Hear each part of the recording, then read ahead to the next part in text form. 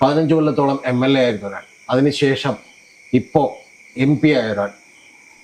നാൾദോഹമാണ് നമ്മോടൊപ്പം ഉള്ളത്. ഒരുപക്ഷെ കോൺഗ്രസിലെ ഏറ്റവും ജനകീയനായിട്ടുള്ള ഒരു MP-കളിൽ ഒരാൾ. നമസ്കാരം. മകന്റെ കല്യാണം കഴിഞ്ഞു എന്ന് പറഞ്ഞു. അതിനോടനുബന്ധിച്ച് താങ്കൾ 2 കുട്ടികളുടെ കല്യാണം നടത്തി കൊടുത്തു. ജീവകാരുണ്യ പ്രവർത്തനം, സാമൂഹിക പ്രവർത്തനം, പാവങ്ങളെ സഹായിക്കുക, അത് ഒരു രാഷ്ട്രീയ മേലങ്കി ഇല്ലാതെ മതവും ജാതിയും രാഷ്ട്രീയവും നോക്കാതെ പാവപ്പെട്ട ആളുകളെ സഹായിക്കുക, പ്രത്യേകിച്ച് വയസ്സായ അമ്മമാരെ അച്ഛന്മാരെ സഹായിക്കുക. MP ആയി മത്സരിക്കാൻ താല്പര്യമില്ലെന്ന്, പകരം നിയമസഭയിലേക്ക് മത്സരിക്കണം എന്നൊരു ആഗ്രഹവും ഒക്കെ പറഞ്ഞിട്ട് എന്താണ് അതിന്റെ യാഥാർത്ഥ്യമുള്ളത്? നമുക്ക് വ്യക്തിപരമായി പലപ്പോഴും പല അഭിപ്രായങ്ങൾ ഉണ്ടാവുമല്ലോ, സ്വാഭാവികമായിട്ട്, വ്യക്തിയല്ലേ. പക്ഷെ ഒരു രാഷ്ട്രീയ പ്രവർത്തനം എന്ന നിലയിൽ, പൊതുപ്രവർത്തനം എന്ന നിലയിൽ പാർട്ടി പറഞ്ഞാൽ അവസാനം അത് അനുസരിക്കും. ഒരു മന്ത്രിയാകാനുള്ള സാധ്യതകളുണ്ട്, അതും താങ്കളെ ആഗ്രഹിക്കുന്നുണ്ടോ എന്നുള്ളതാണ് ചോദിച്ചത്. ഒരിക്കലുമില്ല. ഏതാണ് കൂടുതൽ ഇഷ്ടം? ആ ഇഷ്ടം പറഞ്ഞപ്പോൾ വന്നൊരു വ്യാഖ്യാനമാണ്. പക്ഷെ എനിക്ക് ഞാൻ പാർട്ടിയുടെ മുന്നിൽ ദുർബലനാണ്.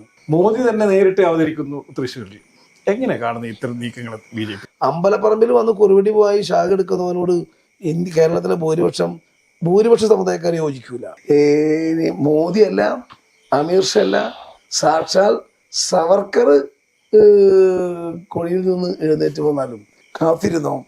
ഏപ്രിൽ തെരഞ്ഞെടുപ്പ് കഴിഞ്ഞ് മെയിൽ കൗണ്ടിങ് കഴിയുമ്പോൾ ഈ ക്ലിപ്പിങ്സ് നിങ്ങൾ എടുത്തു വെച്ചോളൂ. എന്നിട്ട് അന്ന് നിങ്ങൾ ഒന്ന് രണ്ടാമത് റീപ്ലേ ചെയ്യണം. ഇപ്പൊ കൊടുങ്ങല്ലൂരുള്ള സ്ഥലങ്ങൾ കൈവിട്ട് പോകുന്നു, തിരിച്ചുപിടിക്കാൻ പറ്റുന്നില്ല. എന്താണ് സംഭവിക്കുന്നത്? ഗ്രൂപ്പിസമാണോ കോൺഗ്രസിന്റെ പ്രശ്നം? ഞങ്ങൾ സ്ഥാനാർത്ഥികൾ തീരുമാനിക്കുമ്പോൾ ഞങ്ങളുടെ ഹോംവർക്കിൽ വീഴ്ച പറ്റിയിട്ടുണ്ട്. കേരളത്തിലും പറ്റിയിട്ടുണ്ട്, തൃശ്ശൂർ പറ്റിയിട്ടുണ്ട്. ഞാൻ തൃശ്ശൂർ DC പ്രസിഡന്റായിരുന്നാണ്, എനിക്ക് ഉത്തരവാദിത്തമുണ്ട്. പഴയ പോലൊന്നല്ല, സ്ഥാനാർത്ഥികൾ തീരുമാനിക്കുമ്പോൾ സൂക്ഷിച്ച് തീരുമാനിക്കണം. പാദസേവ ചെയ്യുന്നവർക്ക് വേണ്ടി മാത്രം ഉപയോഗിക്കരുത്, മെറിറ്റ് നോക്കിയിട്ട് ഞാൻ ഡിസിഷൻ എടുക്കണം. അങ്ങനത്തെ ലീഡർഷിപ്പിനെ ആണ് വേണ്ടത്.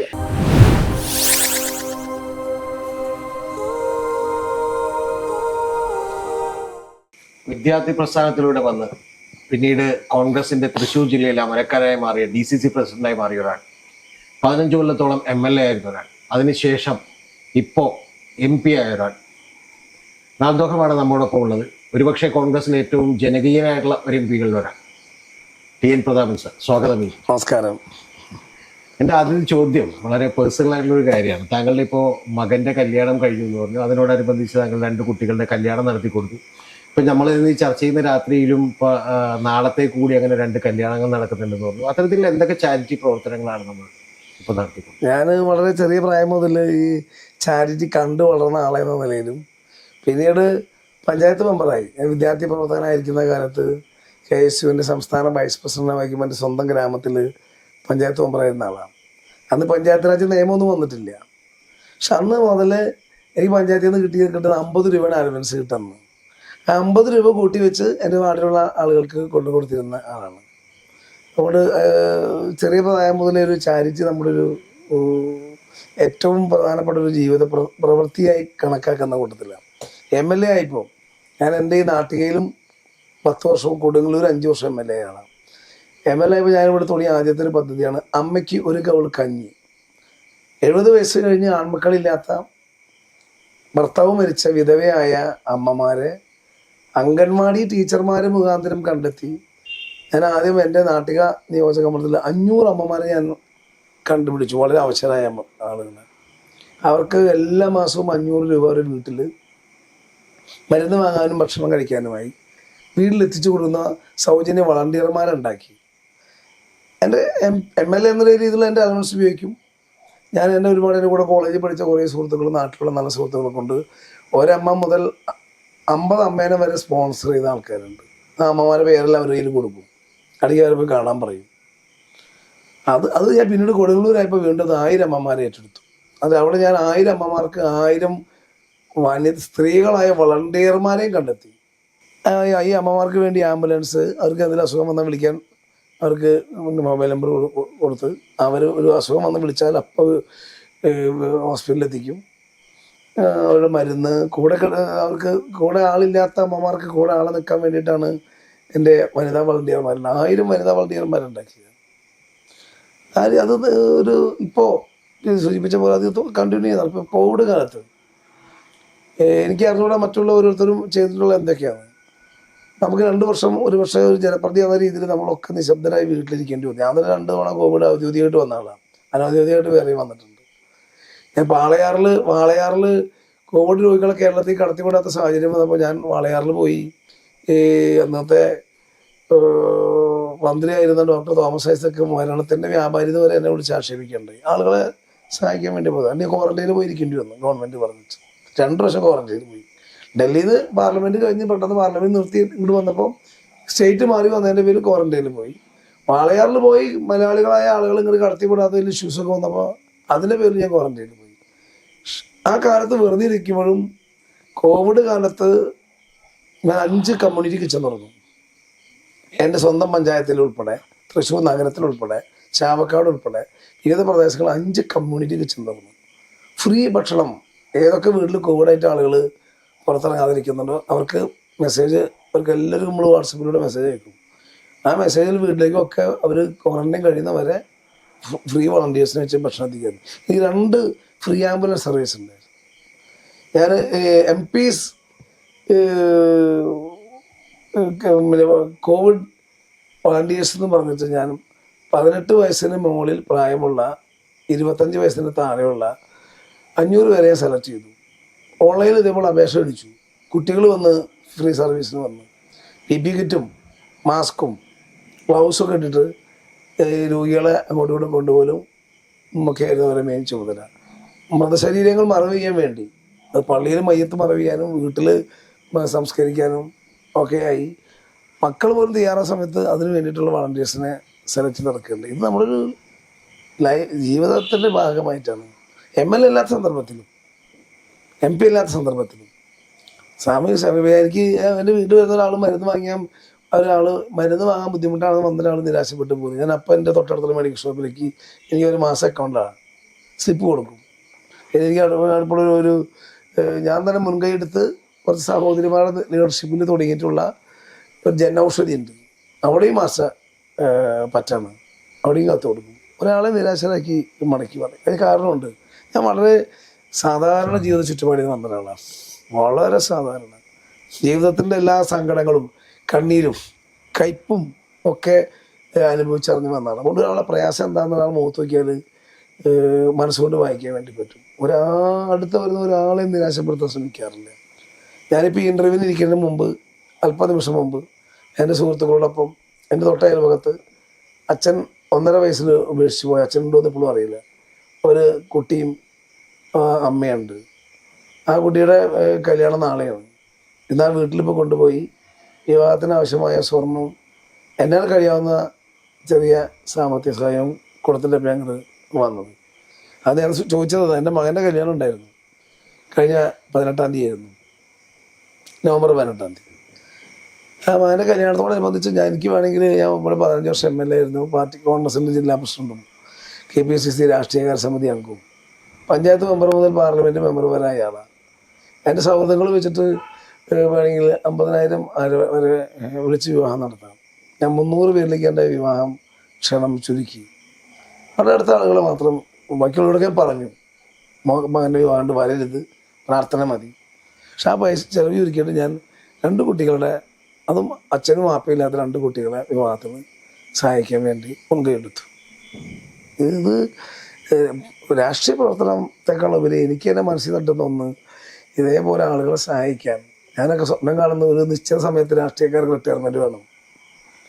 ആ റിട്ടയർമെൻറ്റ് ലൈഫൊക്കെ ഞാൻ മനസ്സിൽ കാണുന്നുണ്ട്. 70 വയസ്സ് കഴിഞ്ഞ് പിന്നെ ഞാൻ പാർലമെൻ്ററി രാഷ്ട്രീയത്തിൽ മത്സരിക്കില്ല.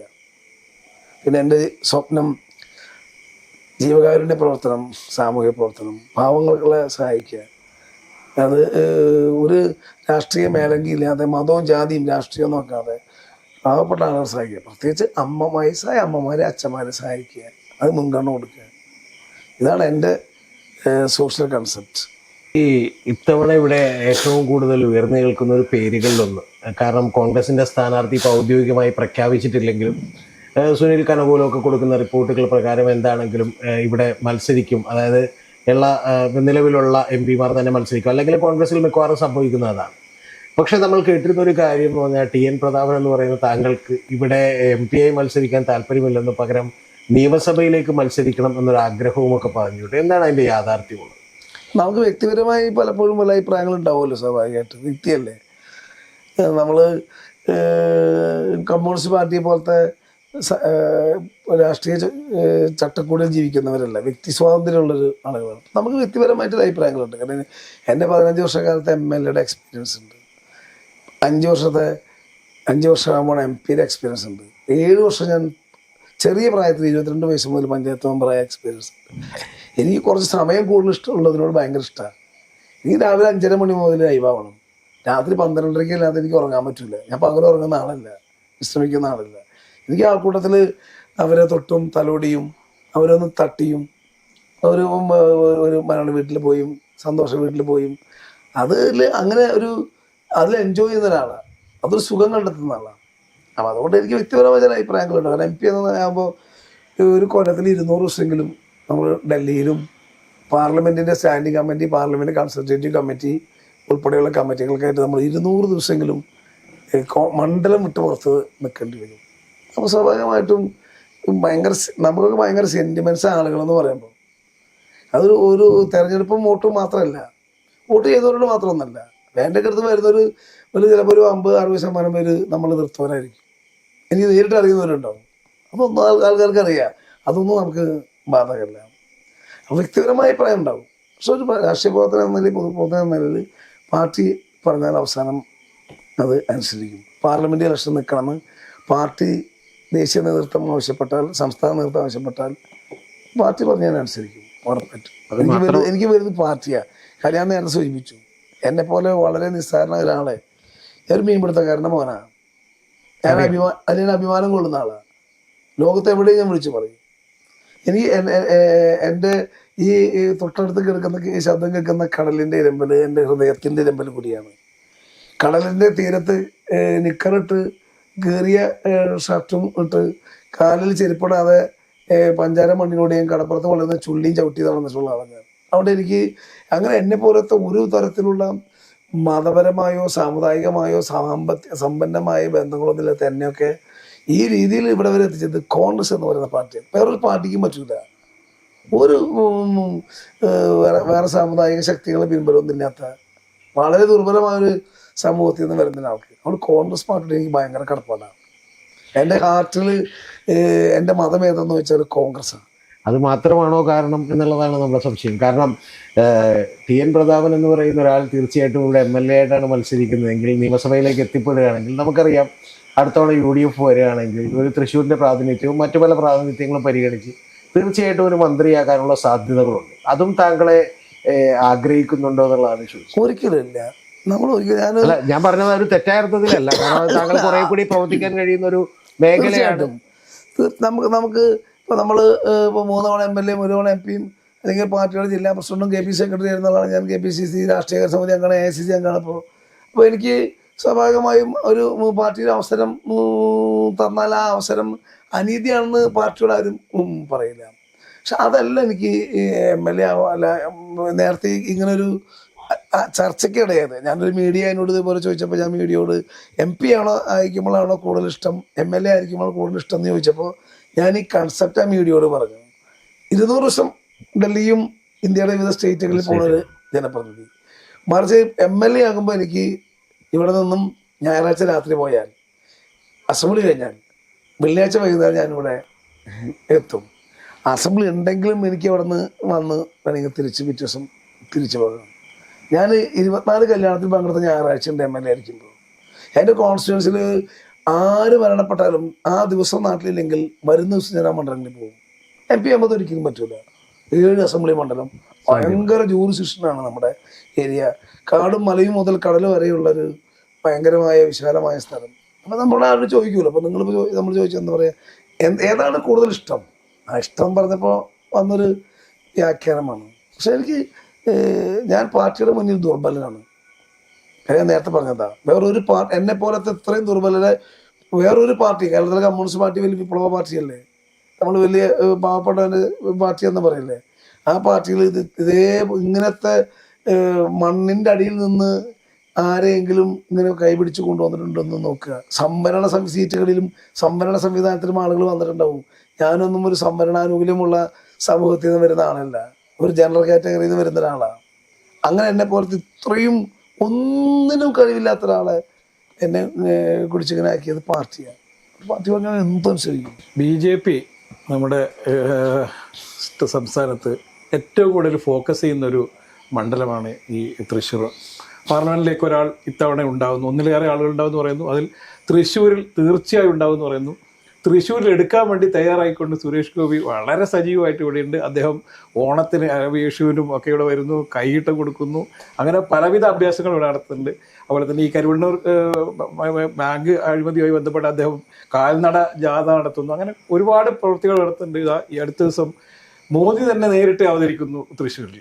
എങ്ങനെ കാണുന്നത് ഇത്തരം നീക്കങ്ങൾ BJPയുടെ? അത് തൃശ്ശൂർ നല്ല മത്സരം ഉണ്ടാവും. കഴിഞ്ഞ തവണ നല്ല മത്സരമായിരുന്നു.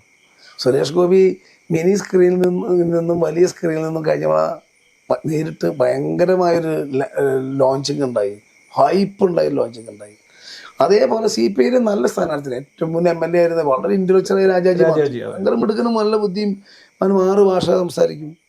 ഞാനാണെങ്കിൽ ഒരു ഭാഷ നന്നായി സംസാരിക്കും. എനിക്ക് പിന്നുള്ള ഭാഷ മുറി ഭാഷ സംസാരിക്കും. അപ്പോൾ അന്നും വലിയ പ്രചാരമായിരുന്നു 6 ഭാഷ സംസാരിക്കുന്ന പണ്ഡിതനും ആയ മുൻ MLA. അതേപോലെ സുരേഷ് ഗോപിയെ പോലത്തൊരു, അതും നമുക്ക് മാവാൻ കോടീശ്വരനിലൂടെ മിനി സ്ക്രീനിലും ആളുകൾ ഇങ്ങനെ നിറഞ്ഞു നിൽക്കുന്ന സന്ദർഭമായിരുന്നു. ഇന്നത്തെ പോലെയല്ല, അന്നത്തെ ഹൈപ്പ്. തൃശ്ശൂർക്കാർ എന്നിട്ട് ഞാനും സുരേഷ് ഗോപിയും തമ്മിൽ 1,21,000 സംതിങ് വോട്ടിന് വ്യത്യാസം ഉണ്ടായി. ഞാനും രാജാജി മാത്യുവും തമ്മിൽ 96,000-ഓളം വോട്ടിന് വ്യത്യാസം ഉണ്ടായി. തൃശ്ശൂർക്കാർക്ക് അറിയാം, ഓരോരുത്തരെയും അറിയാം. ഞാൻ ജനിച്ചു വീഴുന്ന മണ്ണാണ്. നേരത്തെ പറഞ്ഞില്ലേ, നിക്കറിടാണ്ട് നടന്ന മണ്ണാണ്. നിക്കറും ഇട്ടിട്ട് ബനിയനിടാതെ നടന്ന മണ്ണാണ്.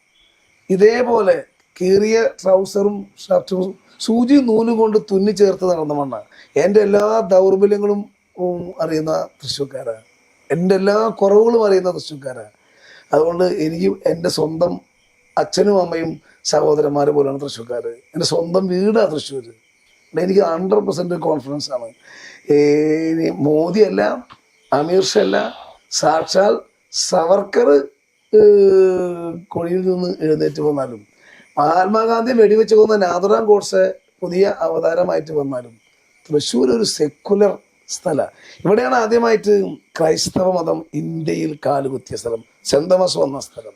എവിടെയാണ് ഇസ്ലാം മതം ഇന്ത്യയിൽ ആദ്യമായി വന്ന സ്ഥലം, മാലിക് ദീനാർ വന്ന സ്ഥലം. ഇത് ഗുരുവായൂരപ്പൻ്റെ മണ്ണും അതേ വടക്കനാഥൻ്റെ മണ്ണും ശക്തൻ തമ്പുരാൻ്റെയും മണ്ണാണ്. ഇവിടെ സംസ്കാരമുണ്ട്. ഏത് വീട്ടിൽ ചോദിച്ചോ മതം ഉണ്ടാവും. എനിക്ക് മതമുണ്ട്, ഞാൻ വിശ്വാസിയാണ്. ഞാൻ എല്ലാ മാസവും പൂര നക്ഷത്ര നാളെ ഗുരുവായൂർ പോണ ആളാണ്. എല്ലാ മാസവും നാട്ടിൽ തൃശ്ശൂരുണ്ടെങ്കിൽ ഞാൻ ഈശ്വരവിശ്വാസിയാണ്. എല്ലാ വർഷവും ശബരിമലയ്ക്ക് പോണ ആളാണ്. എനിക്ക് ദൈവവിശ്വാസമൊക്കെ ഉള്ള ആളാണ്. ക്ഷേത്രാരാധന വിശ്വസിക്കുന്ന ആളാണ്. ഇതേപോലെ തന്നെയാണ് ഇവിടെ ഓരോരുത്തർക്കും അവൻ്റേതായ മതമുണ്ട്, അവൻ്റേതായ അടയാളങ്ങളുണ്ട്. പക്ഷെ അവൻ മനുഷ്യനെ തിരിച്ചറിയും. നല്ല മതവിശ്വാസി. എനിക്ക് ഭയങ്കര കോൺഫിഡൻസ്. തെരഞ്ഞെടുപ്പ് കാര്യത്തിൽ എനിക്ക് ഒരു കോൺഫിഡൻസ് കുറവില്ല. 100% എനിക്ക് തൃശ്ശൂർ മതനിരപേക്ഷതയുടെ കൈകളിൽ ഭദ്രമായിരിക്കും. അത് നിങ്ങൾ കാത്തിരുന്നോ. ഏപ്രിൽ തെരഞ്ഞെടുപ്പ് കഴിഞ്ഞ് മെയ്യിൽ കൗണ്ടിങ് കഴിയുമ്പോൾ ഈ ക്ലിപ്പിങ്സ് നിങ്ങൾ എടുത്തു വെച്ചോളൂ. എന്നിട്ട് അന്ന് നിങ്ങളൊന്ന് രണ്ടാമത് റീപ്ലേ ചെയ്യണം. ഈ പറഞ്ഞ ചെറിയൊരു പോർഷൻ റീലാക്കി വെക്കുക. ഇത് മാത്രം സ്പെഷ്യൽ റീലാക്കി വെക്കുക. അതൊന്ന് റീപ്ലേ ചെയ്യുക. അന്ന് മനസ്സിലാകും തൃശ്ശൂരിൻ്റെ സംസ്കാരം മതനിരപേക്ഷത സംസ്കാരമാണ്. ഇത് TN പ്രതാപൻ എന്ന് പറയുന്ന ഒരു വ്യക്തിയുടെ വിജയവും ഈ കോൺഫിഡൻസ് പോലും വ്യക്തിയുടെ വിജയവും കോൺഗ്രസിന്റെ ഒരു ദൗർബല്യവുമാണെന്ന് ഞാൻ പറയും. ഞാനത് വിശദീകരിക്കാം. ഇപ്പം നമ്മൾ ഏറ്റവും 2009 തെരഞ്ഞെടുപ്പിൽ ഇവിടെ PC ചാക്കോക്ക് കിട്ടുന്നത് 47% വോട്ടാണ്. തൊട്ടടുത്ത തെരഞ്ഞെടുപ്പിൽ ഇവിടെ കിട്ടുന്നത് കോൺഗ്രസിന് കിട്ടുന്നത് 38% വോട്ടാണ്. 2019 വരുമ്പോൾ താങ്കൾക്ക് 39% ഉള്ള വോട്ടാണ്. എന്ന് പറഞ്ഞാൽ ആദ്യത്തെ തെരഞ്ഞെടുപ്പിൽ, ഞാൻ പറഞ്ഞ ഏറ്റവും ആദ്യത്തെ 2009 തെരഞ്ഞെടുപ്പിൽ 8,25,000 വോട്ടുകളാണ് ആകെ പോൾ ചെയ്തത്. ലാസ്റ്റത്തെ തെരഞ്ഞെടുപ്പിലേക്ക് വരുമ്പോൾ 10,40,000 വോട്ടുകളാണ് പോൾ ചെയ്തത്. ഞാൻ വളരെ വിശദമായി പഠിച്ചിട്ടുണ്ട് തൃശ്ശൂർ. അപ്പോൾ അതിൽ പക്ഷെ നമുക്ക് ഒരു TN പ്രതാപൻ എന്ന് പറയുന്ന ഒരു ആൾ മത്സരിച്ചിട്ട് കിട്ടിയേക്കണം 39.8% വോട്ടാണ്. അത് 40% തൊട്ട് താഴെ നിൽക്കുന്ന വോട്ടാണ്.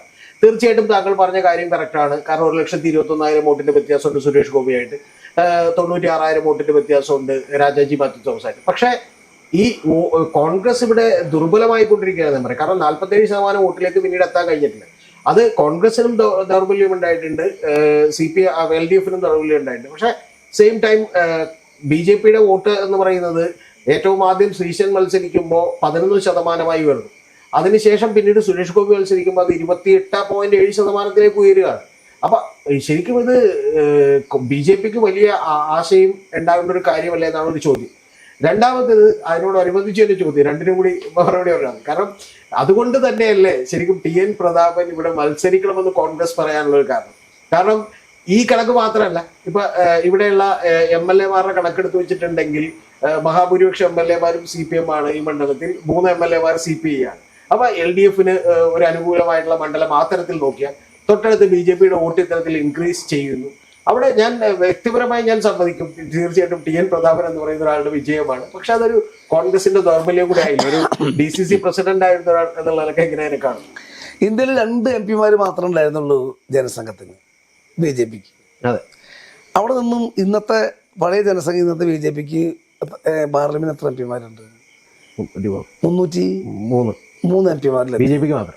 നാഷണൽ ബേസിൽ ഇന്ത്യയിൽ ആ രീതിയിലൊരു മാറ്റം സത്യമാണ്. അത് കേരളത്തിലും അതിൻ്റെതായ ഒരു മാറ്റം ഉണ്ടായിട്ടുണ്ട്. 11% ഉണ്ടായിരുന്ന BJPയുടെ വോട്ട് സുരേഷ് ഗോപി മത്സരിച്ചപ്പോൾ സുരേഷ് ഗോപിക്ക് സ്വാഭാവികമായും BJPയുടെ മറ്റ് സ്ഥാനാർത്ഥികൾ കിട്ടുന്നതിനേക്കാൾ കുറച്ചുകൂടി വോട്ട് കിട്ടി. അത് 22% വോട്ട് കിട്ടി. ആ 11 നിന്നും നാഷണൽ ബേസിൽ വന്ന ഇൻക്രീസ് കേരളത്തിൽ മൊത്തം വന്നൊരു ഇൻക്രീസിന്റെ ഭാഗം നോക്കാം. ഒരു പഞ്ചായത്ത് മെമ്പർ പോലും ഇല്ലാതിരുന്ന BJPക്ക് തൃശ്ശൂർ ജില്ലയിൽ തന്നെ അവണിശ്ശേരി പഞ്ചായത്ത് ഭരിക്കുന്ന BJPയാണ്. ഒട്ടുമിക്ക പഞ്ചായത്തിലും BJPക്ക് പഞ്ചായത്ത് മെമ്പർമാരുണ്ട്. സ്വാഭാവികമായും അത് യാഥാർത്ഥ്യമാണ്, നാഷണൽ ബേസിൽ യാഥാർത്ഥ്യമാണ്. UP-യിൽ കോൺഗ്രസിന് മഹാഭൂരിപക്ഷം MP-മാരുണ്ടായിരുന്ന, ഗുജറാത്തിലുണ്ടായിരുന്ന സ്ഥലത്ത്, ബീഹാറിലുണ്ടായ സ്ഥലത്ത്, ഓരോ സ്റ്റേറ്റ് എടുക്കാം. ഇതേപോലെ തന്നെ കേരളത്തിലും ആനുപാതികമായിട്ട്, കേരളം പിന്നെ ഒരു സെക്കുലർ സ്റ്റേറ്റ് ആയതുകൊണ്ട് കേരളത്തിലെ മഹാഭൂരിപക്ഷം വരുന്ന ഭൂരിപക്ഷ സമുദായത്തിലുള്ള ആളുകൾ സ്വന്തം മതത്തിലും ആരാധനയിലും വിശ്വസിക്കുമ്പോൾ അമ്പലപ്പറമ്പിൽ വന്ന് കുറുവടി പോയി ശാഖ എടുക്കുന്നവനോട് കേരളത്തിലെ ഭൂരിപക്ഷ സമുദായക്കാർ യോജിക്കാറില്ല. അത് കേരളത്തിലെ ഒരു കൾച്ചറാണ്. എങ്കിലും അമ്പലപ്പറമ്പിലും കുറുവടി പിടിച്ച് ശാഖ എടുക്കുന്ന RSSകാർ കേരളത്തിൽ പണ്ട് മുതലേ ഉണ്ട്. ഞങ്ങളുടെ കുട്ടിക്കാലത്ത് ജനസംഘത്തിൻ്റെ ഈ ദീപമടയാളം ഇവിടെ കണ്ട ഓർമ്മയുണ്ട്. അന്ന് തന്നെ ഈ ശാഖകൾ കണ്ട ഓർമ്മയുണ്ട്. അന്ന് ഉണ്ട് ഈ പ്രസ്ഥാനം. അതിൻ്റെ ഒരു അടിത്തറ അവർക്ക് ഉണ്ടെന്നുള്ള സത്യമാണ്. ആ ഒരു വേരിയേഷൻ കോൺഗ്രസിന് നഷ്ടം സംഭവിച്ചിട്ടുണ്ട്. ആളുകൾ എവിടെ നിന്ന് പോവുക? CPM-ന്നും കോൺഗ്രസിൽ നിന്നല്ലേ പോകും. കേരളത്തിൽ LDF-ന്നും UDF-ന്നും മെയിൻ പാർട്ടികളായ CPM-ന്നും കോൺഗ്രസിൽ നിന്നല്ലേ ആളുകൾ പോകും. സ്വാഭാവികമായിട്ടും അതിൻ്റെ ഒരു ഭാഗം ഉണ്ടായിട്ടുണ്ട്. അതിൻ്റെ മാറ്റങ്ങളാണ് ഈ പഴയ പെർസെൻറ്റേജിൽ നിന്നും ഇപ്പോൾ നിൽക്കുന്ന ശതമാനത്തിലേക്ക് വന്നിട്ടുള്ള വേരിയേഷൻ. 2, തൃശ്ശൂരിൽ പാർലമെന്റ് ഇലക്ഷനിൽ ഇപ്പോൾ ലീഡർ തോറ്റ സാഹചര്യം ഞങ്ങൾ ഓവർ കോൺഫിഡൻസ് കൊണ്ട് തോറ്റതാണ്. വോട്ട് എണ്ണി തോറ്റു എന്നൊക്കെ പറയും. ഞങ്ങൾ ജയിച്ചു എന്നൊക്കെ പറഞ്ഞിട്ട് എല്ലാവരും 50,000 ജയിച്ചു, 1,00,000 ജയിച്ചു എന്നൊക്കെ പറഞ്ഞിട്ട് വോട്ട് എണ്ണുറന്ന് എഴുന്നേറ്റ് പോയി. അത് ബാലറ്റ് പേപ്പറാണ്. പുലരം കാലത്തെ വോട്ടെണ്ണൽ തീർന്നത് ഓവർ കോൺഫിഡൻസ് കൊണ്ട് പറ്റിയ നമ്മൾ ചെറുതായി കണ്ടു. തെരഞ്ഞെടുപ്പിന് ഒരിക്കലും ചെറുതായി കാണാൻ പാടില്ല. ഞാനിപ്പോഴും പറയുന്നു, എന്നെ പാർട്ടി തൃശ്ശൂർ വീണ്ടും മത്സരിക്കാൻ തീരുമാനിച്ചാൽ എൻ്റെ എതിർ സ്ഥാനാർത്ഥികൾ എന്നേക്കാളും മികച്ചവരാണെന്നുള്ള ആ വിശ്വാസത്തോടു കൂടിയാണ് ഞാൻ തെരഞ്ഞെടുപ്പിൽ നേരിടുക. 2, തെരഞ്ഞെടുപ്പിൽ നമ്മൾ അണ്ടർ എസ്റ്റിമേറ്റ് ചെയ്യാൻ പാടില്ല. ലീഡർ ഇലക്ഷൻ ഞങ്ങൾക്ക് പറ്റിയ വലിയൊരു മണ്ടത്തരം അതായിരുന്നു. തൃശ്ശൂർ പാർലമെൻറ്റ് ഇലക്ഷന് ഒരു ബേസ് ഉണ്ട്. പിന്നെ കോൺഗ്രസിനും CPM-നും മിനിമം ബേസ് ഉള്ള ഒരു സ്ഥലമാണ്. പാർലമെൻറ്റ് അസംബ്ലി ഇലക്ഷൻ ഞങ്ങൾക്ക് സീറ്റ് MLA-മാരെ എണ്ണം കിട്ടിയില്ല എന്നുള്ളത് സത്യമാണ്. ഒറ്റ സീറ്റ് ഒരു MLA ഇല്ലാണ്ടാണ് ഞാൻ കഴിഞ്ഞ തവണ പാർട്ടിയിരുന്നത്. അവിടെ ഞാൻ കഴിഞ്ഞ നിൽക്കുമ്പോൾ ഒറ്റ MLA ഇല്ല. ഇപ്പോഴും ഒരു MLA ഇല്ല. ഈ പാർലമെന്റ് മണ്ഡലത്തിലില്ല. പഞ്ചായത്തുകളുള്ളൂ. പക്ഷെ കോൺഗ്രസിന് അടിസ്ഥാനപരമായ വോട്ട് ഇത്രയും ദുർബലമായ ഒരു MLA ഉള്ള എല്ലാ അസംബ്ലി മണ്ഡലത്തിലും ഉണ്ട്. ഒരാൾ പോസ്റ്റ് ഒട്ടിക്കാണ്ടും ഒരാൾ അഭ്യർത്ഥന കൊടുക്കാണ്ട് പോയാലും മിനിമം വോട്ട് ചെയ്യുന്ന ആളുകൾ കോൺഗ്രസിനുണ്ട്. അത് കമ്മ്യൂണിസ്റ്റ് പാർട്ടിക്കുണ്ട് കേരളത്തിൽ. ആ അടിത്തറയാണ് ബേസ്. ആ അടിത്തറയുടെ കൂടെ പിന്നെ സ്വാഭാവികമായും ആളുകൾക്ക് വ്യക്തിപരമായിട്ടുള്ള നമ്മൾ തിരിച്ചറിഞ്ഞിട്ടുള്ള ചില വോട്ടുകളുണ്ട്. അത് ഇവിടെ ഞാൻ 2001 ഞാൻ ആദ്യം MLA വന്നത്. അന്ന് ഏകദേശം 12,000 വോട്ടിന് അന്നത്തെ കൃഷിമന്ത്രി ആയിരുന്ന കൃഷ്ണൻ കണിയാമറമ്പിലിനെ ആണ് ഞാൻ തോൽപ്പിച്ചത്. മരിച്ചുപോയി. ഒരു മീഡിയ ഞാൻ ജയിക്കുന്ന എഴുതിയിട്ടില്ല. പ്രിൻ്റഡ് മീഡിയ അത് ഇത്ര വിഷ്വൽ മീഡിയാസിന് ഇത്ര വലിയ സ്വാധീനമായിട്ടില്ല. സോഷ്യൽ മീഡിയ തീരെയില്ല. പ്രിൻ്റഡ് മീഡിയാസ് എല്ലാം കൃഷ്ണൻ കണിയാമറമ്പിൽ മന്ത്രിയാണ്. വളരെ ഞാൻ ഒരു പൊടിക്കുപ്പി ഒരു കൊച്ചു പയ്യൻ. കുഞ്ഞുണ്ണി മാഷാണ്, മരിച്ചുപോയ കുഞ്ഞുണ്ണി മാഷ് കവിയാണ് എൻ്റെ ഇലക്ഷൻ പര്യടനം ഉദ്ഘാടനം ചെയ്തത്. അപ്പം എല്ലാവരും കളിയാക്കി കുഞ്ഞുണ്ണി മാഷും കുട്ടികളും, ഞാൻ ചെറിയ പയ്യൻ, കുഞ്ഞുണ്ണി മാഷും കുട്ടികളുള്ളൊരു കുട്ടിക്കളിയാണ് ഈ ഇലക്ഷൻ എന്ന് പറഞ്ഞത്. ആമയും മുയിലും പന്തയം വെച്ച പോലെ ഞാൻ പതുക്കനെ പോയി 12,000 വോട്ടിന് താഴെ ഞാൻ ജയിച്ചു. രണ്ടാമത്തെ LDF തരംഗമുണ്ടായ ഇലക്ഷൻ തൃശ്ശൂർ 2 ആളെ ജയിച്ചുള്ളൂ. തേറമ്പിൽ രാമകൃഷ്ണനും നാട്ടികയിലും ഞാനന്ന് പലരുടെയും എതിർപ്പുകൾ അവരുടെ പറയാനില്ല, പലരുടെയും എതിർപ്പൊക്കെ അതിജീവിച്ച് ഞാൻ വീണ്ടും എൻ്റെ നിലവിലുണ്ടായിരുന്ന ഭൂരിപക്ഷം നിലനിർത്തി. കേരളത്തിൽ ആർക്കും ഒരുത്തിനും പറ്റിയ നിലവിലുണ്ടായിരുന്ന ഭൂരിപക്ഷം നടത്താൻ സൗഹൃദങ്ങളാണ്. എനിക്ക് വ്യക്തിപരമായ സൗഹൃദം, ഞാൻ ഭയങ്കര വ്യക്തിബന്ധത്തിന് വലിയ പ്രാധാന്യം കൊടുക്കുന്ന എനിക്ക് ഒരുപാട് CPM-മാരായിട്ട് ബന്ധമുണ്ട്, ഒരുപാട് BJP-കാരുമായിട്ട് ബന്ധമുണ്ട്, പാർട്ടി ഇല്ലാത്തവരും LDF-ലും UDF-ലും പാർട്ടി ഇല്ലാത്തവരുണ്ട്. എല്ലാ കമ്മ്യൂണിറ്റിയിലും എനിക്ക് നല്ല ബന്ധമുണ്ട്. ഞാൻ ആരെ കണ്ടാലും അവർ തോളിക്കൈയിടാതെ ഞാൻ പോകില്ല. പ്രായമൊന്നും എനിക്ക് ബാധകമല്ല, സ്ത്രീയാണോ പുരുഷനാണെന്ന് ബാധകമല്ല. എൻ്റെ ഒരു തട്ടരുന്നല്ലോടെ ഒരു മാധ്യമം ഞാൻ 2001 ഈ കൃഷ്ണൻ കണിയാമ്പറ മന്ത്രിയെ തോൽപ്പിച്ച് 12,000 വോട്ടിന് താഴെ ജയിച്ചപ്പോൾ അതിന് മുന്നേ തോൽക്കും സാധ്യത എന്ന് എഴുതിയ ഒരു മാധ്യമം ഞാൻ ജയിച്ചപ്പോൾ തട്ടിയും തലോടിയും പ്രതാപൻ നാട്ടിയെ കീഴടക്കിയതാണ് ഹെഡിങ് കൊടുത്തത്. ഞാൻ കോളേജ് പഠിക്കുമ്പോഴും സ്കൂളിൽ പഠിക്കുമ്പോഴും ഈ ശൈലി തന്നെയാണ്. സ്നേഹവും സൗഹൃദമാണ്, അതിലൊരു കോംപ്രമൈസ്. അത് ഇലക്ഷൻ ജയിക്കാനും തോൽക്കാനും ഒക്കെ രണ്ടാമത്തെ കാര്യം. ബന്ധങ്ങൾക്ക് വലിയ പ്രാധാന്യം കൊടുക്കും, പ്രത്യേകിച്ച് വ്യക്തിബന്ധത്തിൽ. തൃശ്ശൂർ ശരിക്കും കോൺഗ്രസ് നല്ല അടിത്തറയുണ്ടായ സ്ഥലമാണ്, ഇപ്പോഴും നല്ല അടിത്തറയുണ്ട്. പക്ഷേ പലപ്പോഴും കോൺഗ്രസിൻ്റെ കയ്യിലുണ്ടായിരുന്ന പല സീറ്റുകളും പല രീതിയിൽ തോൽക്കുന്ന കാര്യം കഴിഞ്ഞ പ്രാവശ്യം കാണാം. നമുക്ക് വടക്കാഞ്ചേരിയിൽ അല്ലക്കരയൊക്കെ നല്ല പെർഫോമൻസ് കാഴ്ചവെച്ചിട്ട് പോലും അദ്ദേഹത്തെ അവിടെ പരാജയപ്പെട്ടു പോയി. അദ്ദേഹത്തിനെ പരാജയപ്പെടുത്തിയതിനൊക്കെ അദ്ദേഹം കാരണങ്ങളൊക്കെ പറഞ്ഞിട്ടുണ്ടായിരുന്നു. വടക്കാഞ്ചേരി ഫ്ലാറ്റുമായി ബന്ധപ്പെട്ടുള്ള വിവാദങ്ങളും CPM അദ്ദേഹത്തിനെ വല്ലാതെ ഫോക്കസ് ചെയ്യുകയും ചെയ്തു. എന്തുകൊണ്ടാണ് കോൺഗ്രസ് ഈ സിറ്റിംഗ് സീറ്റുകൾ നിലനിർത്താൻ വേണ്ടിയിട്ട് അത്തരത്തിലൊരു വലിയൊരു ഗ്രൗണ്ട് വർക്ക് നടത്തുക എന്നുള്ള എൻ്റെ ഒരു ചോദ്യം. ഇപ്പം ഈ ചാലക്കുടി കൈവിട്ട് പോയപ്പോൾ ചാലക്കുടി തിരിച്ചു പിടിച്ചു, നല്ല ഹോംവർക്ക് നടത്തി കൃത്യമായി തിരിച്ചു പിടിച്ചു. പക്ഷേ താങ്കൾ തന്നെ MLA ആയിരുന്ന പല സ്ഥലങ്ങളും പിന്നീട് കൈവിട്ട് പോവുമായിരുന്നു. ഇപ്പോൾ കൊടുങ്ങല്ലൂരുള്ള സ്ഥലങ്ങൾ കൈവിട്ട് പോകുന്നു, തിരിച്ചു പിടിക്കാൻ പറ്റുന്നില്ല. എന്താണ് സംഭവിക്കുന്നത്? ഗ്രൂപ്പിസമാണോ കോൺഗ്രസിൻ്റെ പ്രശ്നം, അല്ലെങ്കിൽ അവിടെ സംഘടനാപരമായ ദൗർബല്യമാണോ? ഒന്ന്, ഈ അസംബ്ലി മണ്ഡലങ്ങളുടെ പുനർഘടന വന്നു. അതിൽ കേരളത്തിൽ തൃശ്ശൂർ ഉൾപ്പെടെ കേരളത്തിൽ കോൺഗ്രസിൻ്റെ ഏറ്റവും വലിയ നഷ്ടം സംഭവിച്ചതില്ല. ഒന്ന്, ഞങ്ങളന്ന് ഒരു സീനിയർ നേതാക്കന്മാരെ ഏൽപ്പിച്ചത്, അവർ മരിച്ചുപോയി, ഇപ്പോൾ പേര് പറയുന്നത് ശരിയല്ലല്ലോ. അവരന്ന് ഒരു ഹോംവർക്ക് ചെയ്തിട്ടല്ല ഇതിലേക്ക് പോയത്. CPM അങ്ങനെയല്ല, CPM ഫ്രാക്ഷൻസ് ഉണ്ട്. അവരവരുടെ AKG സെൻറ്റർ മുതൽ ലോക്കൽ കമ്മിറ്റി ഓഫീസ് വരെയുള്ള പാർട്ടി ഫ്രാക്ഷനുകൾ ഉപയോഗിച്ച് ഓരോ അസംബ്ലി മണ്ഡലവും അവർക്ക് ജയിക്കാവുന്ന രീതിയിലുള്ള ഭൂമിശാസ്ത്രപരമായി വെട്ടി ഉണ്ടാക്കി. ഏകദേശം 50-60 സീറ്റോളം അവർക്ക് ജയിക്കാവുന്ന ഘടന ഉണ്ടാക്കി. അത് തൃശ്ശൂരും പെട്ടു. അവർക്ക് പണ്ടേ അറിയാം, കരുണാകരൻ ലീഡറായിരുന്ന കാലത്ത് 9 MLA-മാർ മാത്രമേ, തൃശ്ശൂരായിരുന്നു അന്ന് ഏറ്റവും വലിയ സപ്പോർട്ട്, ലീഡർ കൂടെ നിന്നിരുന്നത്. കോൺഗ്രസ് 9 MLA-മാർ മാത്രമുണ്ടായിരുന്ന കാലത്ത്. ആ കാലം മുതലുണ്ടായിരുന്ന പല മണ്ഡലങ്ങളും ചിഹ്ന ഭിന്നമായി. ഞാൻ MLA ആയിരുന്നു നാട്ടിക. എൻ്റെ മണ്ഡലം 4 കഷ്ണമായി. 4 കഷ്ണമായി. ഒരു ഭാഗം ഗുരുവായൂരിന് പോയി, ഒരു ഭാഗം മണലൂരിന് പോയി, 3 പഞ്ചായത്ത് നാട്ടിക എന്ന് പറഞ്ഞു, വേറൊരു ഭാഗം കൈപ്പമത്തേക്ക് പോയി. 4 അസംബ്ലി കോൺസ്റ്റിറ്റ്യൂൻസിലേക്ക് ഞാൻ ഈ മണ്ഡലം ഉണ്ടായിരുന്നു. പഴയ മണ്ഡലം ഉണ്ടായിരുന്നെങ്കിൽ ഞാൻ ഒന്നുകിൽ എന്നെ ആരെങ്കിലും കൊല്ലണം, അല്ലെങ്കിൽ ഈശ്വരൻ എന്നെ ദൈവത്തിൻ്റെ നാട്ടിലേക്ക് കൊണ്ടുപോകണം, അല്ലെങ്കിൽ ഈ മണ്ഡലം വല്ല പാർട്ടിയോട് മത്സരിക്കണ്ട എന്ന് പറയണം. ഈ 3 ഘട്ടത്തിൽ അല്ലെങ്കിൽ മണ്ഡലം നഷ്ടപ്പെടില്ല. അത്രമാത്രം ഞാൻ നേഴ്സിംഗ് ചെയ്തിരുന്നൊരു മണ്ഡലമാണ്. 4 കഷ്ണമാക്കി. ഞാൻ അന്നത്തെ ഈ അസംബ്ലി പുനഃഘടനയ്ക്ക് വേണ്ടി ഉണ്ടാക്കിയ ഡീലിമിറ്റേഷൻ കമ്മിറ്റിയുടെ അടുത്തേക്ക് വേണ്ടി നേതാക്കന്മാർ ഞാൻ തന്നെ സ്കെച്ച് വരച്ച് കൊണ്ടുപോയി പറഞ്ഞു. ഒരാരും കേട്ടില്ല, എന്നടക്കം.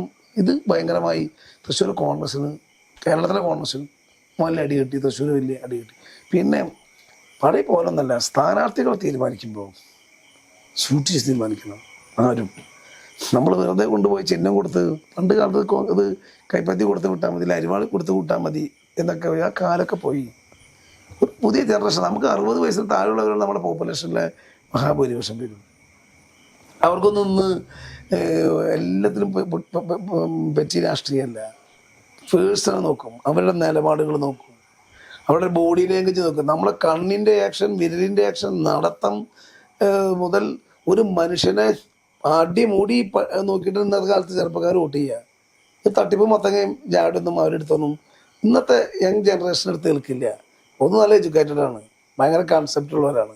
സ്ഥാനാർത്ഥികൾ തീരുമാനിക്കുമ്പോൾ ഞങ്ങൾക്ക് പലപ്പോഴും പറ്റിയിട്ടുള്ള വലിയൊരു പരാജയം, ഞങ്ങൾ സ്ഥാനാർത്ഥികൾ തീരുമാനിക്കുമ്പോൾ ഞങ്ങളുടെ ഹോംവർക്കിൽ വീഴ്ച പറ്റിയിട്ടുണ്ട്. കേരളത്തിലും പറ്റിയിട്ടുണ്ട്, തൃശ്ശൂർ പറ്റി. ഞാൻ തൃശ്ശൂർ DC പ്രസിഡൻ്റായിരുന്നാണ്, എനിക്ക് ഉത്തരവാദിത്തമുണ്ട്.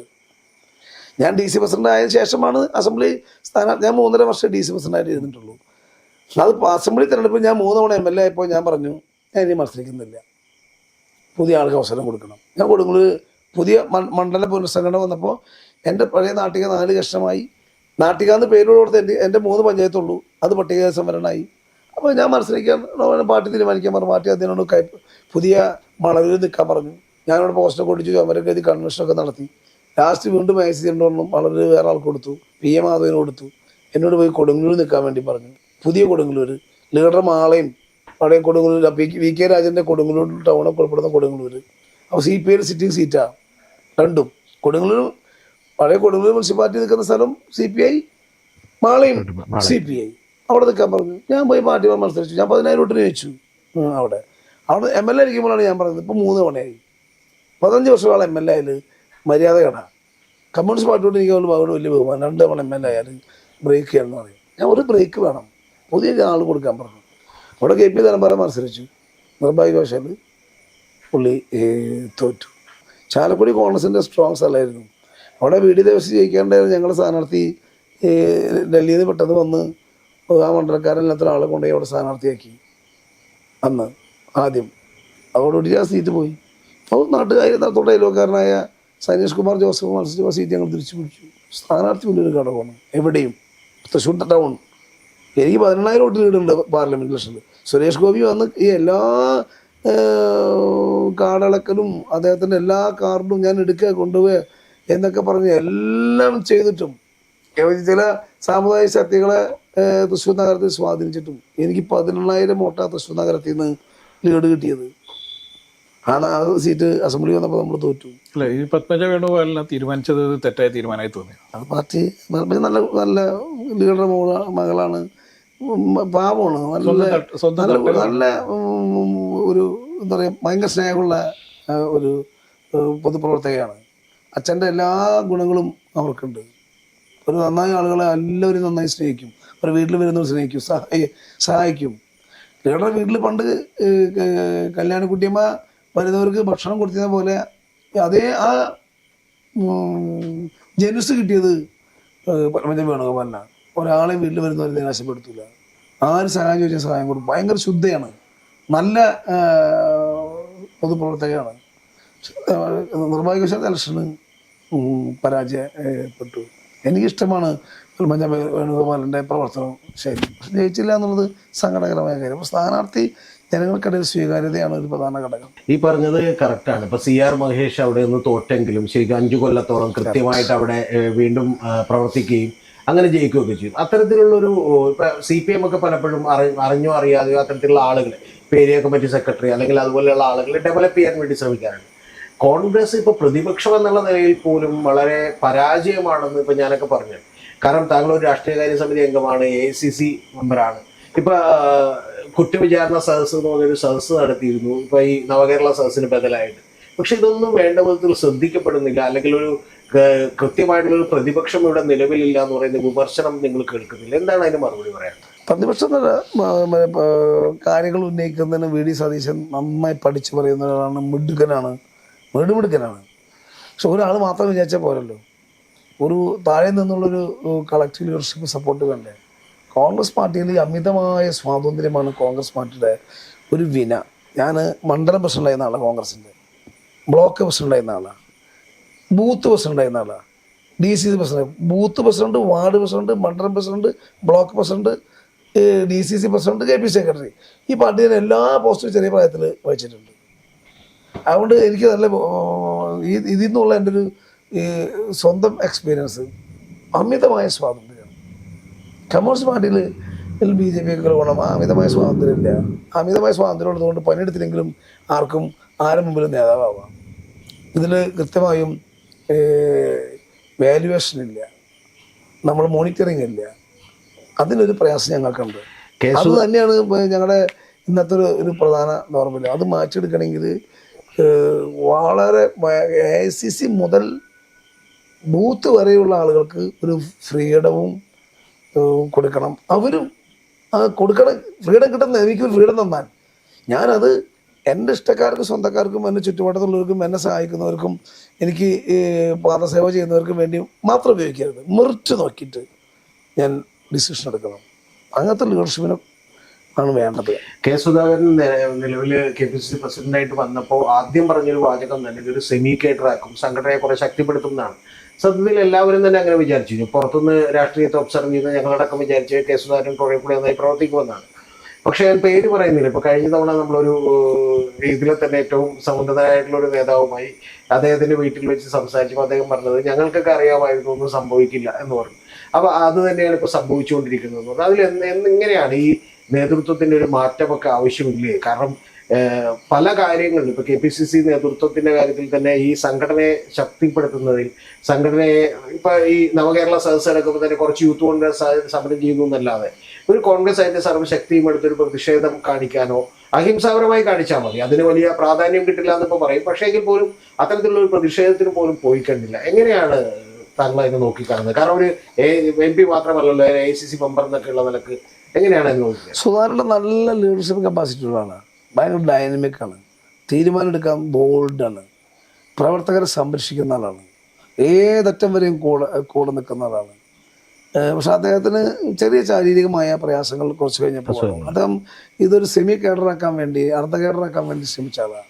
അതിൻ്റെ ഭാഗമായിട്ടാണ് യൂണിറ്റ് കമ്മിറ്റികളൊക്കെ ഉണ്ടാക്കി, CUC ഉണ്ടാക്കി, കോൺഗ്രസ് യൂണിറ്റ് കമ്മിറ്റി. അത് നല്ല ആശയം, വളരെ നല്ല ആശയമായിരുന്നു. 1500 വീതം വരെ ഇത് കൊടുക്കും, അവർക്ക് ആളുകളെ കൊടുക്കും. അതൊക്കെ അങ്ങനെ ഒരു ഇതിലേക്ക് പറ്റില്ല. പിന്നെ അത് കുറച്ച് കഴിഞ്ഞപ്പോൾ ഉദ്ദേശിച്ച പോലെ എക്സിക്യൂട്ട് ചെയ്യാൻ വേണ്ടി പറ്റിയില്ല. അതിന് അദ്ദേഹത്തിൻ്റെ ചെറിയ ശാരീരിക പ്രയാസം ഒരു ഘടകമായി വന്നു. കെ സുധാകരനും VD സതീശൻ്റെയും ഒരു കോമ്പിനേഷൻ കേരളത്തിൽ ഭയങ്കരമായ പ്രതീക്ഷ ഉണ്ടാക്കിയതാണ്. സുധാകരൻ്റെ ഈ ചെറിയൊരു ശാരീരിക പ്രയാസമാണ് ഞങ്ങൾക്ക് ഉദ്ദേശിച്ച പോലെ മുഴുവൻ കൊണ്ടുപോകാൻ വേണ്ടി പറ്റാതെ വന്നത്. പിന്നെ ഈ കോൺഗ്രസ് പാർട്ടി നേരത്തെ പറഞ്ഞ ഭയങ്കര സ്വാതന്ത്ര്യമുള്ള പാർട്ടി ആയതുകൊണ്ട് ഒരു പാർട്ടി ഒരു നേതാവ് ആഗ്രഹിക്കുന്ന രീതിയിൽ എല്ലാം ചെയ്യാൻ പറ്റുന്നില്ല. അപ്പം അതിനും ഓരോരുത്തർ അവനവൻ്റെ താല്പര്യത്തിനനുസരിച്ചിട്ട് പൊതുസംഘടന അതിലൊക്കെ ലാഗ് ചെയ്യുന്ന സാഹചര്യം ഉണ്ടായി. എങ്കിലും ഇനിയും പ്രതീക്ഷയുണ്ട്, നല്ല ലീഡർഷിപ്പ് വരും. കോൺഗ്രസിൻ്റെ അടിത്തറയിൽ നിന്നും ഒരാളും വിട്ടുപോയിട്ടില്ല. അതാണ് ആശ്വാസമുള്ളത്. ഏതെങ്കിലും ഒരു സ്ഥലത്ത് ഒരു നേതാവ് BJP പോയി അല്ലെങ്കിൽ CPM പോയി, അവൻ്റെ കൂടുതൽ കുഞ്ഞും ഇപ്പം നിങ്ങൾക്ക് മാധ്യമപ്രവർത്തകർക്ക് അറിയാമല്ലോ, പലരും CPM പോയി പല സാധനങ്ങളൊക്കെ വാങ്ങിച്ചു. കോഴിക്കോട് പോയവരുണ്ട്, തിരുവനന്തപുരത്ത് പോയവരുണ്ട്, ആലപ്പുഴയിൽ നിന്ന് പോയവരുണ്ട്. അവരുടെ കൂടെ ഏതെങ്കിലും ഒരു കോൺഗ്രസ്സുകാരൻ പോയത് നിങ്ങൾ കണ്ടോ? കുഞ്ഞു പോയില്ലല്ലോ. CPM തന്നെ അത്ഭുതപ്പെട്ടു പോയി. പണ്ട് ചെറിയ ഫിലിപ്പിനെ ഞാൻ ചെറിയ ഫിലിപ്പിന് സ്വന്തം ആളായിരുന്നു. ചെറിയ ഫിലിപ്പ് കേരള ദേശീയവേദി ഉണ്ടാക്കിയപ്പോൾ അതിൻ്റെ തൃശ്ശൂർ ജില്ലാ പ്രസിഡന്റായിരുന്നു ഞാൻ. അദ്ദേഹത്തിൻ്റെ ചാരായ്മ വിട നാടകം 31 ദിവസം ചാരായ്മ വിട എന്നുള്ള നാടകം 31 ദിവസം തെരുവ് നാടകത്തിൽ കളിച്ചാളാണ് ഞാനൊരു പാട്ട് എഴുതിയാളാണ്. ആ നാടകം ട്രൂപ്പ് ഉണ്ടാക്കി തൃശ്ശൂർ ജില്ല മുഴുവൻ 100 ചില തെരുവിൽ കൊണ്ടുപോയി നാടകം കളിച്ച ആളാണ്. അന്ന് അബ്കാരികൾ മർദ്ദനേറ്റ ആളാണ് ഞാൻ. ചെറിയ സ്വന്തം ആളാണ്. ചെറിയ പാർട്ടി വേണ്ട പരിഗണന കൊടുത്ത ചെറിയ CPM പോയി. CPM ചെറിയ ഭയങ്കര, ഞാനൊക്കെ ചെറിയ ഫാനായിരുന്നു. നമ്മൾ പോവോ ചെറിയ ഒറ്റയ്ക്ക് പോയി, ഒറ്റയ്ക്ക് തിരിച്ചു വന്നു. ഇതാണ് സ്ഥിതി. കൊണ്ട് കോൺഗ്രസിന് ഒരു ബേസ് ഉണ്ട്. രാമജന്മഭൂമി വിഷയത്തിൽ അതിന്റെ ഉദ്ഘാടന ചടങ്ങിൽ പങ്കെടുക്കണമോ വേണ്ടയോ എന്നുള്ളത്, ഇതുപോലത്തെ അവസരവാദമുള്ള ഒരു പാർട്ടി, ഒരു താൽക്കാലികമായ ഒരു വോട്ടിന് വേണ്ടി അവസരവാദിത്വം പറയുന്ന ഒരു പാർട്ടി ഈ ലോകത്ത് വേറെ ഉണ്ടാകണം. ഒരു മൂല്യവും ഇല്ലാത്തൊരു പോളിസി ഇല്ലാത്തൊരു പാർട്ടി കോൺഗ്രസ്. അതല്ല, ഈ വിഷ്വൽസ് പുറത്ത് വരുന്നതിന് മുമ്പ് തന്നെ ഞങ്ങളുടെ തീരുമാനം വന്നിട്ടുണ്ടാവും. ഞങ്ങൾ നന്നായി ആലോചിച്ച് പറയേണ്ട ഒരു പാർട്ടിയാണ്. അവർ സ്ഥായിയായി നിലനിൽക്കുന്ന തീരുമാനങ്ങളും നയങ്ങളുമാണ് വേണ്ടത്. കോൺഗ്രസ് ആ കാര്യത്തിൽ വളരെ സൂക്ഷ്മത കാണിക്കുന്നുണ്ട്. ലീഗിന് എപ്പോൾ വേണമെങ്കിലും വരാമെന്നും ഞങ്ങൾ വാതിൽ തുറന്നിട്ടിരിക്കുകയാണെന്നൊക്കെ. ഹിന്ദു മുസ്ലിം ക്രിസ്ത്യൻ എന്ന വേർതിരിവ് ഉണ്ടാക്കുന്നതിൽ വലിയ പങ്ക് വഹിക്കുന്ന ആളുകൾ CPM ആണ്. ഈ കേരളത്തിൻ്റെ ഒരു സോഷ്യൽ എഞ്ചിനീയറിങ്ങിനെ തകർക്കലാണ് CPMൻ്റെ ഏത് കാലത്തെ ശ്രമം. അവർക്ക് അടിത്തറയിൽ ഇളക്കം വന്നിട്ടുണ്ട്, കോൺഫിഡൻസ് നഷ്ടപ്പെട്ടിട്ടുണ്ട്. ആ കോൺഫിഡൻസ് നഷ്ടപ്പെട്ടത് കൊണ്ടാണ് ലീഗിൻ്റെ പുറകെ പോകുന്നത്. കൃത്യമായ ഒരു സംഘടനയുടെ ദൗർബല്യം അല്ലെങ്കിൽ ഇത്തരം നിലപാടുകളില്ലായ്മ അല്ലെങ്കിൽ ഒരു കൺഫ്യൂഷൻസ്, ഇതെല്ലാം ഉണ്ടാക്കുന്ന പ്രശ്നങ്ങളെ വളരെ ഗൗരവത്തിൽ ചർച്ച ചെയ്യേണ്ടതെന്നാണ് ചോദ്യം. കേരള കോൺഗ്രസിലെ മാണി വിഭാഗത്തിനെ കോൺഗ്രസിൽ നിന്ന് മുന്നണിയിൽ നിന്ന് പോകാനിടയാക്കിയത് ഞങ്ങൾക്ക് പറ്റിയ ഏറ്റവും വലിയ മണ്ടത്തരാണ്. ഏത് മതത്തിലും എപ്പോഴും ആക്സസ് ഉള്ളത് കോൺഗ്രസും UDF ഭരിക്കുമ്പോഴാണ്, ഒരു അംശം വേണ്ട. പക്ഷെ എന്നാലോ എല്ലാവർക്കും കൊട്ടാനുള്ള ചെണ്ടയും കോൺഗ്രസ്. തീർച്ചയായിട്ടും അതിന് കുറച്ചുകൂടി സഹിഷ്ണുതയോട് കണ്ടാൽ പോലെ എന്നാണ് എന്റെ ചോദ്യം. സങ്കടം തോന്നാറുണ്ട്. ചങ്ക് തുറന്നു കൊടുത്താലും ചെമ്പരത്തിപ്പൂവാണെന്ന് പറയുന്ന ചില സാമൂഹിക സാഹചര്യങ്ങൾ കേരളത്തിലുണ്ട്. പക്ഷെ തൃശ്ശൂർ എങ്ങനെയാണ് അവരുടെ ഒരു ഹോട്ട് കേക്കായി മാറിയത്, അല്ലെങ്കിൽ എങ്ങനെയാണ്? അല്ല, അവർ തെറ്റിദ്ധരിച്ചിട്ടുണ്ടാവും തൃശ്ശൂരിനെ കുറിച്ചിട്ട്. ഏതെങ്കിലും പിന്നെ കേന്ദ്രങ്ങൾ ഉപദേശിച്ചു കൊടുത്തെങ്കിൽ അവർ മണ്ടന്മാരുടെ സ്വർഗത്തിലായിരിക്കും. തൃശ്ശൂരിലെ ജനങ്ങൾ നന്നായി അസസ് ചെയ്യും. ഒന്ന് തൃശ്ശൂർക്കാരുടെ പ്രത്യേകത സാംസ്കാരിക തലസ്ഥാനം മാത്രമായതുകൊണ്ടല്ല, ഭയങ്കരമായ ഒബ്സർവേഴ്സാണ്. എളുപ്പത്തിൽ അങ്ങനെ BJPക്ക് തൃശ്ശൂർ എടുക്കാൻ പറ്റില്ല.